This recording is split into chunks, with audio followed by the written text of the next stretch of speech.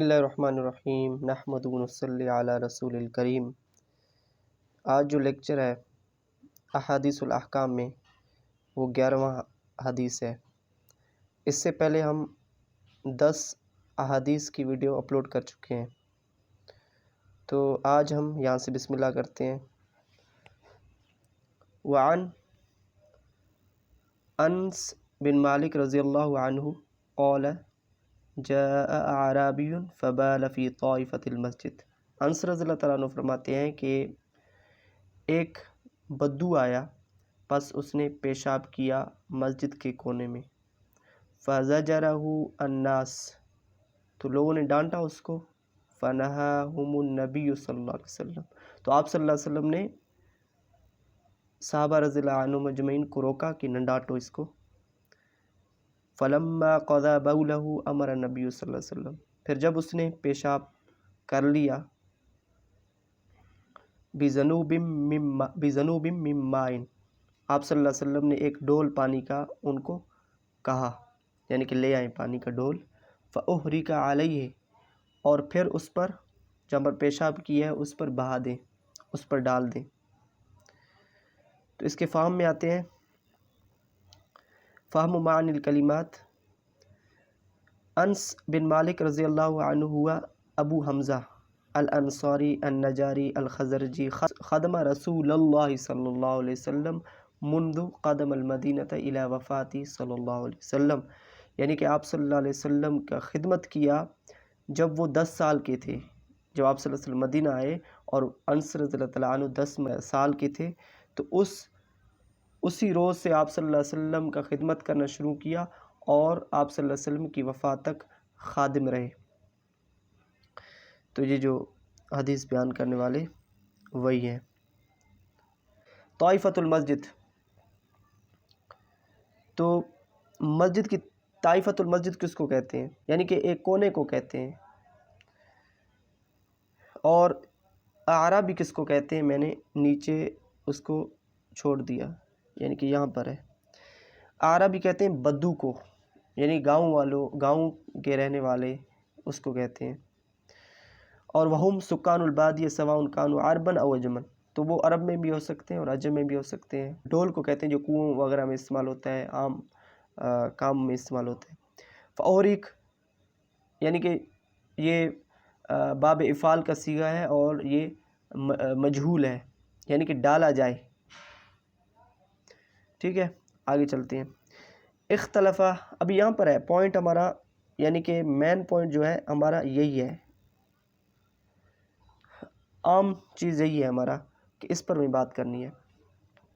القول الاول، سب سے پہلے کہ حل تزول النجاسہ بغیر الماء ام لا، علی قولین، یعنی کہ جو بول ہے کیا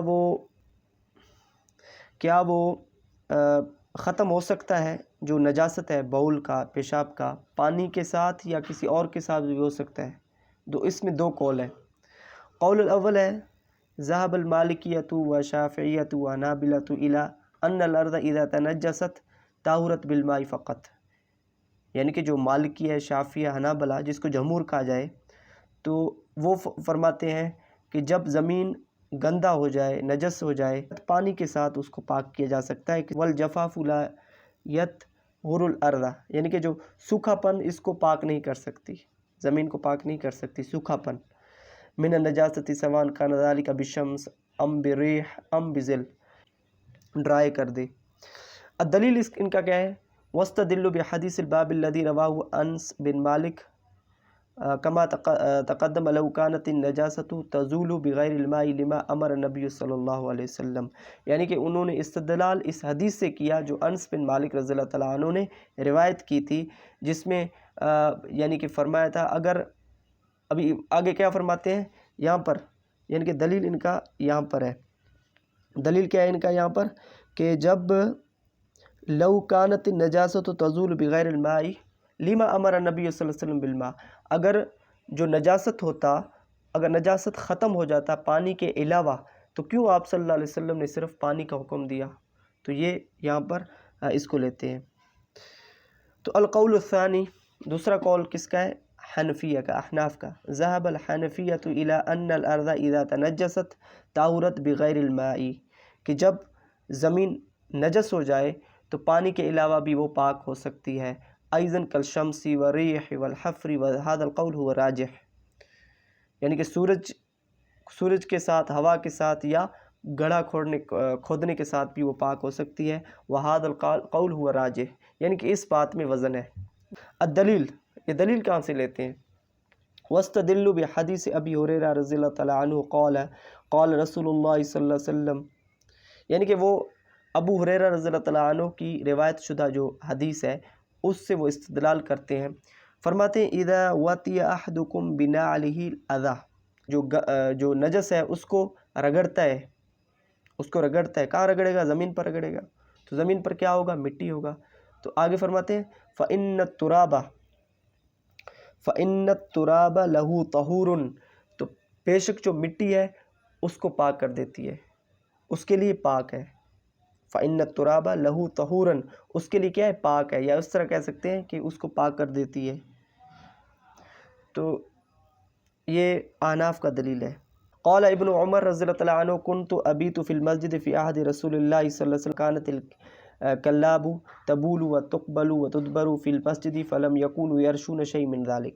تو جو عبداللہ بن عمر رضی اللہ تعالی عنہما اپنی حال بتاتے ہیں کہ آپ صلی اللہ علیہ وسلم کے زمانے میں ہم مسجد میں رہتے تھے تو کتے مسجد میں آتے جاتے تھے.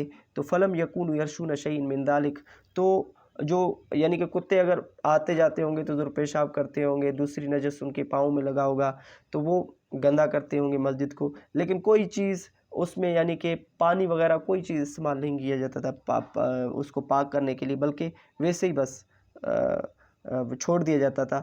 تو اس سے یہ دلیل ملتا ہے کہ جو ہوا وغیرہ سوکھنے وغیرہ سے وہ چیز پاک ہو جاتی ہے.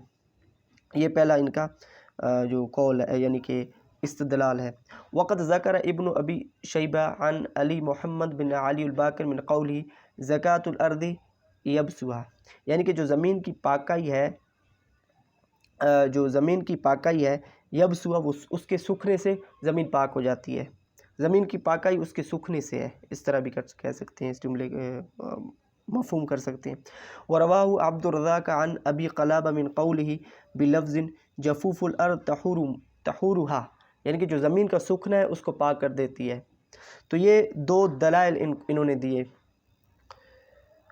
فضبت من هذا ان الارض اذا تنجست طهرت بالماء وبغيره، واما ما استدل باصحاب القول الاول فقال في جوابه، یعنی کہ یہ بات ثابت ہے کہ زمین جو اگر گندا ہو جائے، نجس ہو جائے تو وہ پانی کے ساتھ بھی اور پانی کے بغیر بھی پاک ہو سکتی ہے.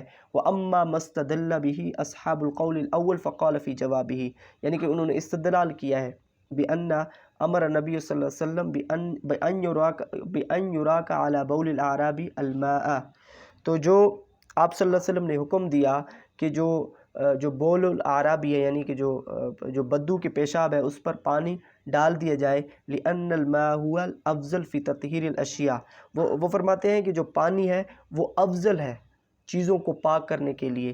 وَلِأَنَّ الْمَسْجِدَ يَجِبُ الْإِسْرَاعَ فِي تَطْهِيرِهِ لِأَلَّا يَتَنَجَّسَ أَحَدٌ بِذَلِكَ الْبَوْلِ أَوْ تَنْتَقِلُ النَّجَاسَةُ بِالْمَشِيِ إِلَى مَكَانِ آخَرٍ فِي الْمَسْجِدِ. تو جو مسجد ہے اس کو جلدی پاک کرنا چاہیے، ایسا نہ ہو کہ کسی شخص کے پاؤں میں وہ نجاست لگ جائے تو وہ تنتقل النجاست بالمشی، تو نجاست منتقل ہو جائے ایک جگہ سے دوسری جگہ مسجد میں. تو اس لیے آپ صلی اللہ علیہ وسلم نے پانی کا حکم دیا. اور پانی سے کیا فائدہ ہوگا کہ پانی جلد ہی اس نجاست کو ختم کر دے گا. تو اسی سے نہ کسی کے پاؤں کو وہ نجاست لگے گا اور نہ منتقل ہوگا. وفی الحدیث فوائد منہا، تو اس سے حدیث سے کیا کیا چیزیں نکلتی ہیں، کیا کیا چیزیں ثابت ہوتی ہیں. تو سب سے پہلے تو یہ ثابت ہوتا ہے اثبات نجاست بول الادی وہو مجمع علیہ، یعنی کہ جو بندے کا جو بول ہے یا آدمی کا، انسان کا جو پیشاب ہے وہ تو ناپاک ہے، نجس ہے، یہ اس پر اجماع ہو گیا. من احترام المساجد، دوسرا ہے مسجدوں کا احترام. فإنه صلی اللہ علیہ وسلم لما فارغ العربی من بوله دعا ثم قال له، جب وہ عرابی یا بدو پیشاب سے فارغ ہوا تو آپ صلی اللہ علیہ وسلم نے اس کو بلایا، پھر فرمایا ان هذه المساجد لا تصل لشيء من هذا البول ولا القذر، تو یہ مسجدیں پیشاب کرنے کے لیے یا دوسرے جو نجس کرنے کے لیے نہیں ہیں، انما ہی لذکر اللہ، بے شک یہ تو اللہ کی ذکر کے لیے ہیں، وقراءۃ القرآن، اور قرآن کو پڑھنے کے لیے یہ مسجدیں ہیں۔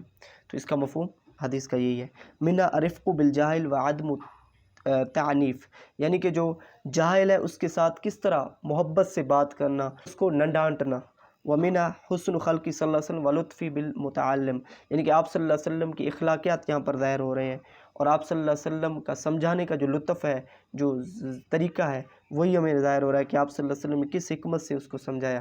دفع اعدم المضرتین باخفہما لانہ لو قطع علی بولی لأضر منہ، دفع اعدم المضرتین باخفہما لانہ لو قطع علیہ بولہ لأضر بہ، اگر یہاں پر ہے اگر اس کا جو پیشاب ہے روک دیا جاتا تو اس سے اس کو نقصان پہنچتا۔ تو یہاں پر آج ہم اس لیکچر کو ختم کرتے ہیں، دوسرے لیکچر میں انشاءاللہ ملتے ہیں۔